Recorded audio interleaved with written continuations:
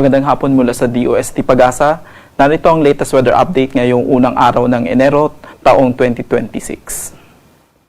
So sa kasalukuyan, tatlong weather system ang nakakapekto sa ating bansa. Una na po rito itong northeast monsoon o yung hanging amihan na nagdadala ng mga kaulapan at mahihinang pagulan, particularly dito sa may northern at central Luzon, habang itong easterlies naman po o yung hangin na galing sa dagat Pasipiko ay patuloy pa rin po nagdadala ng mga isolated rain showers or thunderstorms dito sa malaking bahagi po ng Visayas at Mindanao, habang itong shear line naman po o yung pagsasalubong ng northeast monsoon at itong easterlies ay magdadala ng mga kaulapan at na may kasama mga scattered rains at thunderstorms, particularly dito sa may southern Luzon, kasama po dito ang Metro Manila. Para po sa lagay ng ating panahon bukas, dahil po sa patuloy na pag-iral ng northeast monsoon, patuloy pa rin pong makakaranas ng maulap na kalangitan na may kasama pong mga mahihinang pag-ulan, particularly dito sa may area po ng Apayao, dito sa may Cagayan, sa Batanes, at dito sa may Isabela bukas, habang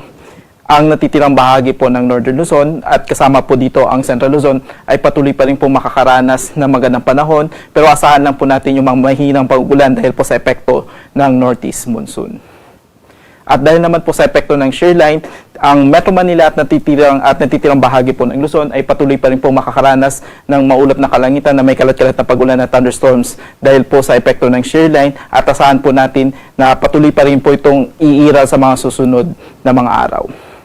Para po sa agwat ng ating temperatura, dito sa Metro Manila, 24 to 29 degrees Celsius, Tagaytay, 22 to 28 degrees Celsius, Baguio, 15 to 22 degrees Celsius, Lawag, 21 to 29 degrees Celsius, dito sa may Tuguegarao, 22 to 29 degrees Celsius, at dito sa may Legazpi, 25 to 30 degrees Celsius. Patuloy pa rin mo makakaranas ng maulap na kalangitan na may kalat-kalat na pag-ulan at thunderstorms, particularly itong area po ng Kalayaan, Palawan, at kasama po dito ang Western Visayas dahil po sa epekto ng shear line, habang ang malaking bahagi po ng Visayas, kasama po ang Mindanao, ay patuloy pa rin po makakaranas ng magandang panahon, pero asahan lang po natin na may mataas na tsansa na mga isolated rain showers or thunderstorms lalo na po sa bandang hapon at gabi dahil po sa epekto ng ng easterlies.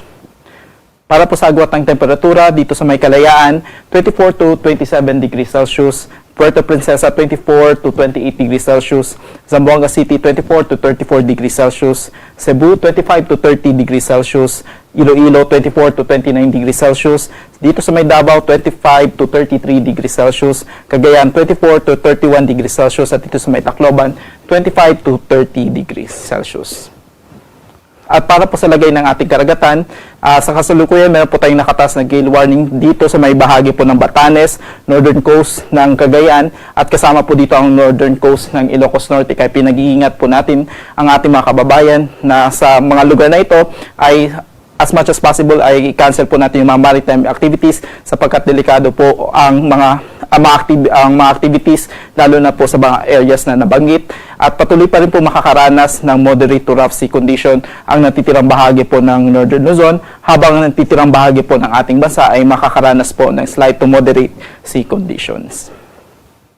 At para po sa lagay ng ating panahon sa susunod na 3 araw, dito sa Metro Manila at Baguio City, dahil po sa inasahan na surge ng northeast monsoon ay patuloy pa rin pong makakaranas ng generally magandang panahon, ngunit asahan lang po yung mga mahihinang pag-ulan dahil po sa epekto ng northeast monsoon, habang dito sa may Legazpi City, by Saturday to Monday ay patuloy pa rin pong makakaranas ng mga kalat-kalat na pag-ulan at thunderstorms dahil naman po sa epekto ng shear line. Sa Visayas, dito sa Metro Cebu, Iloilo at Tacloban City, by Saturday to Sunday ay patuloy pa rin po silang makakaranas ng mga kalat-kalat na pag-ulan at may kasamang may kasama pong thunderstorm dahil po sa epekto ng shear line. Ngunit pagdating po ng Monday, inaasahan po na hihina po ang northeast monsoon, kaya iiral ang easterlies, kaya asahan po natin by Monday sa malaking bahagi po ng Visayas ay generally maganda ang magiging lagay ng panahon, ngunit asahan lang po yung mga isolated rain showers o thunderstorm lalo na po sa bandang hapon at gabi. Sa malaking bahagi po ng Mindanao, dito sa Metro Davao, Cagayan de Oro at Zamboanga City ay patuloy pa rin pong iiral ang easterlies, kaya asahan po natin na maganda ang panahon na aasahan by Saturday hanggang Monday, ngunit asahan lang po na may kasama po itong isolated rain showers, thunderstorm lalo na po sa bandang hapon at gabi. Dito sa Metro Manila, lulubog ang araw mamayang 5:38 p.m. at sisikat bukas ng 6:21 a.m. Mula po dito sa DOST Pag-asa, ako po si Munir Baldomero. Maraming salamat.